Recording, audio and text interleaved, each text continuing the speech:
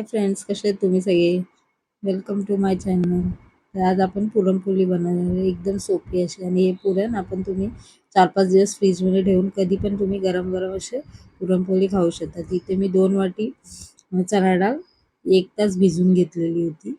हे बघा आणि धुवून त्याच्यामध्ये 2 वाट्या परत पाणी टाकून टोपात असं कुकरमध्ये हे भांडं ठेवून दिलेलं आहे आणि त्याच्यापासून मी 5-6 शिट्या देणार आहे त्याचा. मस्तपैकी शिजून घ्यायचं.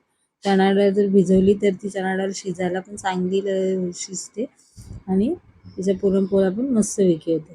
हे बघा मस्तपैकी आपली डाळ 5-6 शिट्ट्यामध्ये चांगली शिजलेली आहे. मी असं याच्यामध्ये ठेवले कारण ती परत कुकरमधून पाणी बाहेर यायला नको म्हणून एका भांड्यात टाकून ठेवलेली. त्याच ही डाळ आपण चाळणीवर काढून ठेवू आणि असं पाणी काढून घेऊ. ते पाणी तुम्ही आमटीसाठी यूज करू शकता. हे बघा आपली किती मस्तपैकी अशी डाळ शिजून झालेली आहे.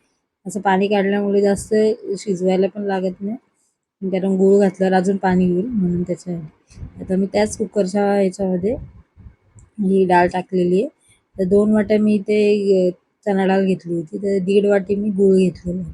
जर तुम्हाला पाऊण वाटी किंवा 2 वाटी घ्यायचं असेल तर तुम्ही घेऊ शकता. हे बघा आता आणि गॅस ऑन करून आपण हे ठेवून देऊया गॅसवर आणि असं मिक्स करून घेऊ. हे सगळं आपण गूळ पूर्ण मिक्स होऊन द्या आणि बघा असा गूळ कसा पूर्ण हे झालं शिजून पूर्ण पातळ झालेलं आणि आपल्याला हे पूर्णपणे घट्ट करून घ्यायचं आहे. शिजवून घ्यायचे 2-3. बघा आता ते 10-15 मिनटं तरी लागतात आपल्याला पूर्ण हे मिश्रण शिजायला मस्तपैकी. हे बघा आता इथे थोडी थोडी डाळ ही आपली कुकरच्या तळ्याला सुटायला लागलेली त्याच्यामुळे ती शिजायला लागलेली चांगली. हे बघा मस्तपैकी आपली ही डाळ तर शिजून रेडी आहे.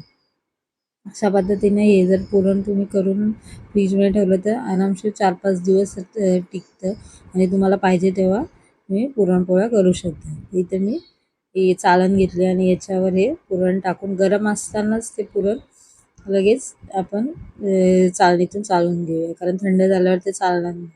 ह्या टिप्स आपल्या नक्की लक्षात ठेवा की गरम असल्यावर लगेचच आपण हे चाळणीतून चालून घेऊया. हे बघा मस्तपैकी असं आपलं पुरण तुम्ही चाळणीतून किंवा पुरण यंत्रातून पण तुम्ही करू शकता. हे बघा अशा पद्धतीने पटकन रेडी होते.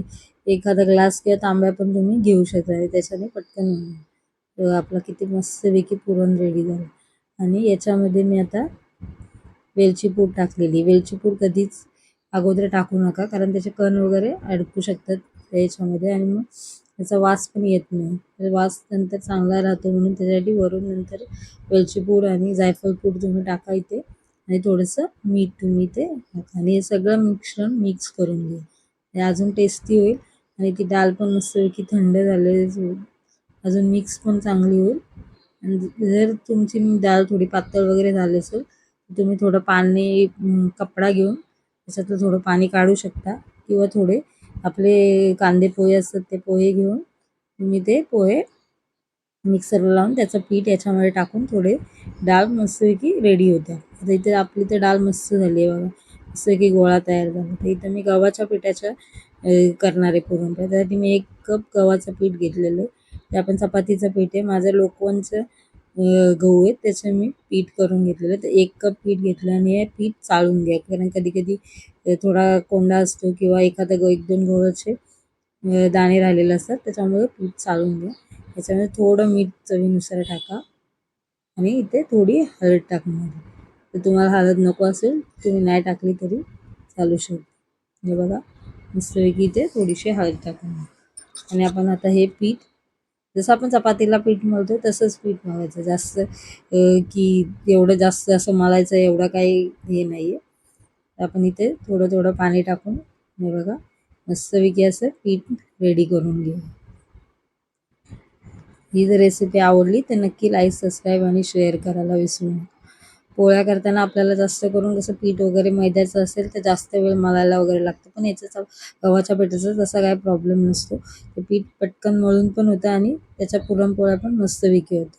जर तुम्ही जर चपातीचं पीठ उरलं असेल ते थोडं पातळ करून तेल लावून जर घेतलं त्याच्या पण तुम्ही चांगल्या पुरणपोळ्या रेडी होऊ शकतात. हे बघा थोडं फक्त मळून घेतले 2-3 मिनटं आणि 1 चमचा तेल टाकून याच्यावर मस्तपैकी आपण हा गोळा 15 ते 20 मिनिटं असा मस्तपैकी 20-25 मिनिटं तुम्ही ठेवू शकता किंवा अर्धा तास पण ठेवू शकता.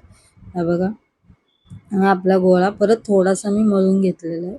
असं थोडा जस्ट आपला तेलाचा हात लावून थोडा मळून घेतला आणि याचे आता आपण छोटे छोटे गोळे करून घेणे. जेवढी मोठी तुम्हाला पुरणपोळी पाहिजे, छोटी पाहिजे तेवढ्या पुरणपोळ्या तुम्ही करू शकता. इथे मी एकच कप घेतला होता त्याच्यामुळे मी मीडियम साईजच्या त्या 4 पुरणपोळ्या झालेल्या आहेत त्याच्या. हे बघा आणि इथे एक गोळा घेऊन त्याचा मस्त वाटीसारखा आकार देऊन याच्यामध्ये पुरण भरू शकता.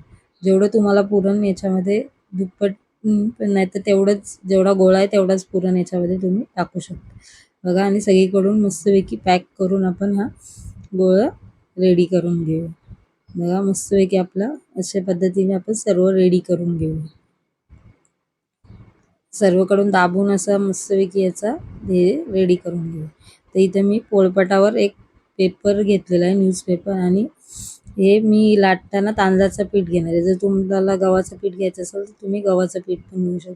इथे मी त्या पोळीला जरा मोठी केली आणि थोडंसं हातानेच आपण मोठी केली तरी होऊ शकते आणि मी त्या हलक्या हाताने इथे पुरणपोळी लाटते. बघा मस्तपैकी आपली पुरणपोळी तयार होते.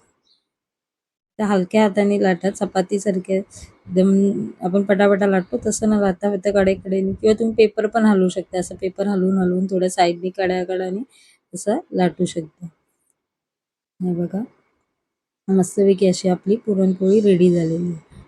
हे बघा आता ही मी गरम तव्यावर टाकणार आहे. इथे तवा गरम केलेला आहे, त्याच्यावर ही पुरणपोळी टाकणार आहे आणि इथे आपण 2-3 मिनटं तिला शिजवून घेऊया, घालून शिजवून घेऊया. त्याच्यानंतरच तिला पलटी करूया. हे बघा, ही रेसिपी आवडली तर नक्की लाईक, सबस्क्राईब आणि शेअर करायला विसरू नका.